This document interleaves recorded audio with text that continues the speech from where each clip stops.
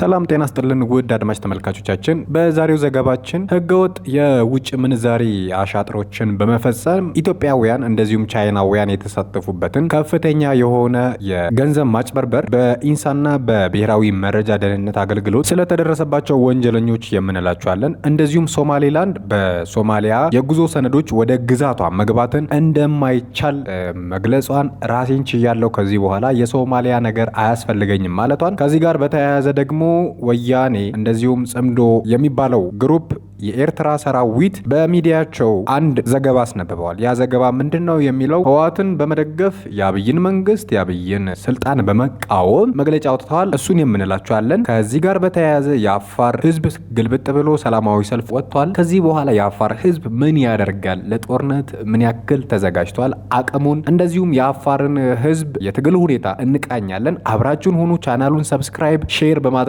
ለወዳጅ ዘመዶቻችሁ አጋሩ። ይህንን ሚዲያ ደግፉ። አዳዲስ መረጃዎችን፣ ትኩስ የሆኑ ዘገባዎችን እናቀርብላችኋለን። ሀሳብ አስተያየታችሁን እንዴት ማድረግ እንዳለብን በኮሜንታችሁ አሳውቁን። ቀጥታ ወደ መረጃዎቹ እናልፋለን። በመጀመሪያ የምናየው ህገወጥ የውጭ ምንዛሪ አሻጥሮችን በመፈጸም 112 ተጠርጣሪዎች በቁጥጥር ስር ውሏል። የመረጃና ደህንነት አገልግሎት ኢንሳ በኢትዮጵያ እያደረገ ያለው በከፍተኛ ሁኔታ በሚባል ደረጃ ከፍተኛ የሆነ የደህንነት ጥንካሬውን በማስመዝገብ በኢትዮጵያ በአጠቃላይ በስለላም ቢሆን በሰላም ማስከበር ደረጃ ከፍተኛ የተባለ ሁኔታ ላይ ደርሷል። የብሔራዊ መረጃና ደህንነት አገልግሎት፣ የፋይናንስ ደህንነት አገልግሎት፣ የኢትዮጵያ ፌዴራል ፖሊስ፣ የክልል የጸጥታ አካላትና በህብረተሰቡ ጥቆማ በተደረገ የተቀናጀ ስምሪት እነዚህ በፋይናንስ አሻጥር የተሰማሩ 112 ኢትዮጵያውያን ወደ 12 የሚጠጉ ወደ ቻይናዊ የሆኑ የውጭ ሀገር ዜግነት ያላቸውን ተጠርጣሪዎች ዛሬ በቁጥጥር ስር ውሏል። ከዚህ ጋር በተያያዘ ከህገወጥ ተግባሩ ጋር ትስስር የነበራቸው 519 የባንክ አካውንቶች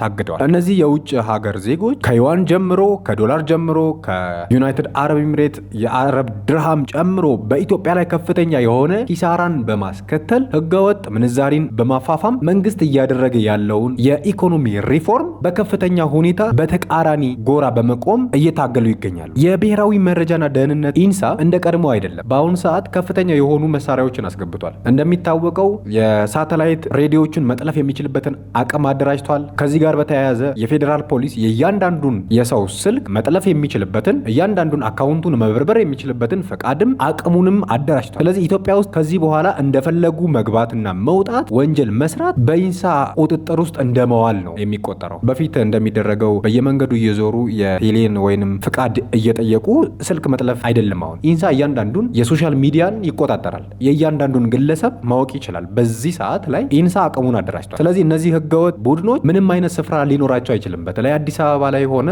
በመላው ኢትዮጵያ ላይ ማለት ነው። ኢንሳ ከኢትዮጵያ አልፎ ቁጭ ብሎ የኤርትራን የመገናኛ ደህንነት ቁጭ ብሎ ይሰማል። ያንን አቅም ነው ያደራጀው ኢንሳ። ኤርትራ ምን እንደምትበላ ሳትሆን ኤርትራ ምን እያሰበች በዚህ ሰዓት ምን እያሰበች እንዳለች ኢንሳ ቁጭ ብሎ በቢሮ መከታተል ይችላል። ይህ ተቋም በከፍተኛ ሁኔታ ከፍተኛ የሆኑ የስለላ መሳሪያዎችን በማስገባት ተቋሙን በማደራጀት ኢቲካል ሃከሮችን ብቻ ሳይሆን የሃኪንግ ሲስተሙንም በማደራጀት የሳይበር ሴኪሪቲውን በማደራጀት በተለይ ከግብጽ የሚመጡ ትንኮሳዎችን በመመከት ደረጃ ከፍተኛ ኃላፊነቱን እየተወጣ ያለ ተቋም ነው ኢንሳ። እንደ ቀልድ አይደለም። ህፃናትን ከታች ጀምሮ እያበሰለ እያሳደገ ይገኛል ኢንሳ። በዚህ ሰዓት ኢትዮጵያ በሳይበር ሴኪሪቲ እንደ ዓለም አቀፍ ከፍተኛ ጥቃት ከሚፈጸምባት ሀገራቶች መካከል አንዷ ናት። ነገር ግን ያንን የሚከሰትባትን ጥቃት በከፍተኛ ሁኔታ በመመከትም በከፍተኛ ደረጃ የምትመደብ ሀገር ናት። እንደሚታወቀው ኢንሳን ያቋቋመው ዶክተር አብይ አህመድ ጠቅላይ ሚኒስትር የመጀመሪያ ግቡ ምን ነበረ? ኢትዮጵያን በስለላ በመረጃና መረብ ደህንነት ተቀዳሚ ማድረግ ነበር ዓላማው። ይህም እየተሳካለት ያለ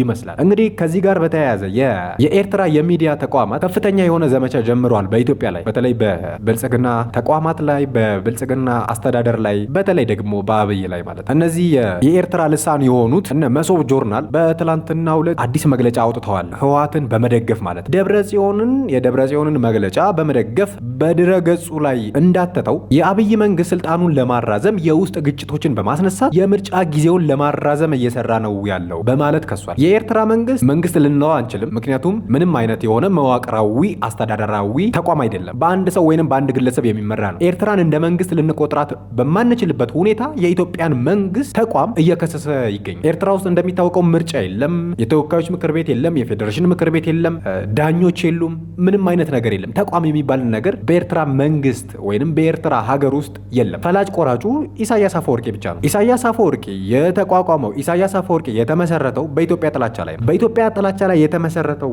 መንግስት ለሀገሩ ያልበጀ ለኢትዮጵያ ይበጃል ማለት ከንቱ ዘበት ነው። ከዚህ ጋር በተያያዘ የሻዕቢያ መንግስት የትኛውንም ጦርነት በራሱ ምድር ላይ ማካሄድ አይፈልግም። ጦርነት ቢነሳ ይህንን ጦርነት ማስነሳት ስለማይፈልግ ጽምዶ የሚባል ወይንም ጥምረት የሚባል ግሩፕ ፈጥሯል። ልክ ከዚህ በፊት ደርግን ለመፋለም የኮሎኔል መንግስቱ ኃይለማርያምን ጦር ለመፋለም ሻዕቢያ፣ ወያኔ እንደዚሁም ኦነግ በጋራ ሆነው ታግለዋል። እነዚህ ሶስቱ ኃይላቶች እያንዳንዳቸው የየራሳቸው ዓላማ ነበራቸው። ኦነግ ኦሮሚያን ለመገንጠል፣ እንደዚሁም ሻዕቢያ ኤርትራን ለመገንጠል፣ ወያኔ ደግሞ ትግራይን ለመገንጠል ሀሳብ ይዘው ነበረ ሲታገሉ የነበረው። እድሜ ለአሜሪካና ለግብጽ ተሳክቶላቸው ኤርትራ ራሷን ገነጠለች። ተገንጥላም ፈቃድ የነበረው በጊዜያዊ አስተዳደር ሲመራ የነበረው ኢትዮጵያን የሚጠሉት የወያኔ አመራሮች ነበሩ። በነጻነት ኤርትራን በመገንጠል አሰብንም እንደዚሁ ሆኑ ሌሎችንም ነገሮች በመስጠት ኤርትራ እንድትገነጠል ድጋፍ የሰጡት የነበረው። ከዚህ ጋር በተያያዘ ምን ነበር የተደረገው? የኦነግ አመራሮችን ሲፋለሙ የነበሩትን ትጥቅ አስፈትተው ጋብዘዋቸው አጠቃላይ በሙሉ ነበር የረሸኗቸው። ይህ የሚታወቅ ሀቅ ነው። እንግዲህ ለኤርትራ ያልበጀ ለኢትዮጵያ የውስጧን ሰላም በመበተን የተለያዩ ታጣቂ ቡድኖችን በማሰልጠን ከግንቦት ሰባት ኦነግ ሸኔን አጠቃላይ ከለላ በመስጠት የኦብነግ አመራሮችን ከለላ በመስጠት አጠቃላይ ኢትዮጵያን ሊወጉ የሚችሉ ሽፍቶችን በኤርትራ ምድር በማስታጠቅ እንደዚሁም በማሰልጠን ኢትዮጵያን እንዲዋጉ የኢትዮጵያን የውስጥ ሰላም ለማደፍረስ ሲሰራ የነበረ መንግስት ነው። አሁን ላይ መልሶ የፕሪቶሪያውን ስምምነት ከወያኔ ጋር ዶክተር አብይ አህመድ በመታረቁ ምክንያት ወያኔ እንዲጠፋለት ስለፈለገ ብቻ አብይ ይህንን አልታዘዝም በማለቱ ምክንያት ብቻ ከኢትዮጵያ መንግስት ጀርባ ሆኗል። ይሄ ነው ትልቁ ምክንያት። ጠቅላይ ሚኒስትሩም በፓርላማ ጊዜያቸው ተናግረዋል። ይህንን ሁሉ የኤርትራ ጥላቻ የመጣው የነበረው ከፍተኛ ሁኔታ ሊጠቀሙ በደረሰበት ሁኔታ ፕሪቶሪያ ስለመጣ በቃ ከዚህ በኋላ ከትግራይ ጋር መጣላት አንፈልግም፣ ወገኖቻችን ናቸው፣ አካላቻችን ናቸው፣ ስለዚህ መስማማት አለብን በማለት ከመቀሌ በመውጣት ሰላምን በመምረጥ የአብይ መንግስት ከነ ደብረጽዮን ቡድን ጋራ ሰላም ፈጠረ። ይሄ ነው የጎረበጣቸው የሻዕቢያ መንግስት። ምክንያቱም ከፍተኛ የሆነ ቂም አላቸው። አሁን ላይ ጽምዶ የተባለው የፋኖ የሻዕቢያና የህዋት ቡድን የሚቀጥልን የሚያዛልቅ አይደለም። ምክንያቱም ሻዕቢያ የህዋት አመራሮችን በነፍስ ነው የሚፈልጋቸው፣ ሊበላቸው ሊውጣቸው ነው የሚፈልገው። ምናልባት ካልሰመረለት ጦርነቱን እዛው አካሄዶ የወያኔ አመራሮች እንዲሞቱለት እንዲጠፉለት ይፈልጋል። ስለዚህ በሜዳው ማድረግ አይፈልግም፣ በኤርትራ ሜዳ ማድረግ አይፈልግም። ጦርነቱ ክልሉ ውስጥ ወይንም ኤርትራ ምድር ውስጥ እንዲካሄድ አይፈልግም። ይህንን የማይፈልግበት ምክንያት ከበቂ በላይ ምክንያት አለ። ምክንያቱም ኤርትራ ውስጥ ተደረገ ማለት ሌሎች የውጭ ኃይሎች ይገባሉ፣ የኤርትራ መንግስት ይወገዳል፣ ከዛ በኋላ እነዛ ሽማግሌዎች ይጠፋሉ። ስለዚህ በኢትዮጵያ ቁጥጥር ስር ትሆናለች፣ ሌላ አዲስ መንግስት ይመሰረታል፣ አዲስ መንግስት ይፈጠራል። ኢሳያስ አፈወርቂ ለልጁ ሊያወርሰው የነበረው ስልጣን መና ይቀራል ማለት ነው። ስለዚህ ህወሓት ምናልባት የአሁኑ ጦርነት ከተጀመረ ወደ ድርድር የሚያስኬደውን እድሉን ዘግቶ ለጦርነቱ ቁማር የትግራይ ወጣቶችን በማስያዝ ከፍተኛ እልቂት ለማስነሳት አቅዶ ነው እየተዘጋጀ ያለው። የእነሱ ልጆች የደብረጽዮን ልጆች በአውሮፓ በሞናኮ ነው እየተመነሸነሹ ያሉት፣ እዛ ነው እየተማሩ ያሉት፣ እየኖሩ ያሉት። አንድ መረጃ አይቼ ነበር፣ አንድ ሚዲያ አይቼ ነበረ። በትላንትናው ዕለት አቦይ ስብሃት ሲናገሩ ነበር። ቀድሞ ጋዜጠኛው ሲጠይቃቸው ምን ይላቸዋል? ቀድሞ የኤርትራ አመራሮች በኢትዮጵያ ፖለቲካ ውስጥ ቦታ ነበራቸው ወይ ብሎ ሲናገር፣ አዎ እኔ ራሴ ግማሽ ኤርትራዊ ነኝ፣ ኤርትራውያን በኢትዮጵያ ፖለቲካ ውስጥ በምክር ቤት ውስጥ በፌዴሬሽን ምክር ቤት ውስጥ ተሳትፎ ሲያደርጉ ነበር ብሎ ተናግሯል። ምን ያህል ኢትዮጵያን እንደ ነቀዝ ሲበሉ ደሟን ሲመጡ እንደነበረ የሚታወቅ ነገር ነው። ቡና ከአፍሪካ በሁለተኛ ደረጃ ኤክስፖርት በማድረግ ኤርትራ ትታወቅ ነበር። ኤርትራ እንደሚታወቀው ቡና አምራች ሀገር አይደለችም፣ ምንም ነገር የሌላት ሀገር ናት። እንዴት ሊሆን ቻለ? በኢትዮጵያ ፖለቲካ ውስጥ ሲያቦኩ ሲፈተፍቱ ስለነበረ ነው። የህወሓት ዓላማ ሀገርን መበተን ነው። ለዚህ ማሳያ 27 ዓመታት በገዛበት የከፋፍለ ግዛ ፖሊሲ ኢትዮጵያውያን ሳይሆኑ ኤርትራውያን ሲያስተዳድሯት እንደነበረ አቦይ ስብሃት ተናግረዋል። የኢትዮጵያን ደም ሲመጡ የኖሩት አሁንም በመቀሌ ተሸሽገው ደግሞ የሚገኙት እነዚሁ አሸባሪዎች፣ እነዚሁ ጽንፈኛ ኃይሎች ከኤርትራ ጋር ዳግም በመመሳጠር ኢትዮጵያን እንዳልነበረች ለመበተን አሁንም መሳሪያቸውን ከቀበሩበት አውጥተው እያጸዳዱ ከኤርትራም ተጨማሪ መሳሪያ በመቀበል ወደ ድንበር አካባቢ በማስፈር ላይ ይገኛሉ። እነዚህ ኢትዮጵያን ለመቅበር እየቆፈሩ የሚገኙት አመራሮች ለኢትዮጵያ የቆፈሩት ጉድጓድ በቆፈሩበት ጥልቀት ራሳቸው ሊቀበሩበት ምናልባት ቀናት፣ ሳምንታት ቢበዛ ወራት ነው የሚቀራቸው። መጥፊያቸው ደርሷል። ሰላም አይፈልጉም። እነዚህ ሰዎች የሰላም ሰዎች አይደሉም። እድሜ ልካቸውን በሰው ደም በሰው እንባ ሲነግዱ ነው የኖሩ። ስለዚህ የሚጠፉት በደም ነው። ምክንያቱም የሰው ደም ያስጮኋቸዋል። ሰላም ሊሰጣቸው አልቻለም። ሰላምም ሊሰጣቸው አይችልም። ከዚህ ጋር በተያያዘ የአፋር ህዝብ በእልህ በቁጭት በንዴት ዛሬ ሰላማዊ ሰልፍ ወጥቷል። ያውም ግልብጥ ብሎ ሻዕቢያን በመቃወም ወያኔን በመቃወም። የአፋር ህዝብ ቀላል ህዝብ አይደለም። ተፈጥሮ ተዋጊ ህዝብ ነው። በትግራይ ግጭት እንደሚታወቀው ለ2 ዓመት በዘለቀው ውጊያ የአፋር ክልል ኃይሎች ከፌዴራል መንግስቱን በመደገፍ በግጭት ውስጥ ከፍተኛ የሆነ ወታደራዊ አስተዋጽኦ አድርገዋል። እነዚህ የአፋር ህዝቦች ስትራቴጂካዊ የሆነውን የፌዴራል መንግስቱ መንግስቱ እንዳይሽመደመድ ከአዲስ አበባ ጅቡቲ የተዘረጋውን የባቡር መንገድ በህወሓት ቁጥጥር ስር እንዳይወድቅ በመታገል ረገድ የአፋር ኃይሎች ወሳኝ ሚና ተጫውተዋል። እነዚህ የአፋር ተዋጊዎች የምድር ድሮን ነበረ ሲባሉ የነበረው በፍጹም የሚያስጠጉ አይደለም። መሬት ከያዙ የማይለቁ ጀግኖች ናቸው የአፋር ህዝቦች።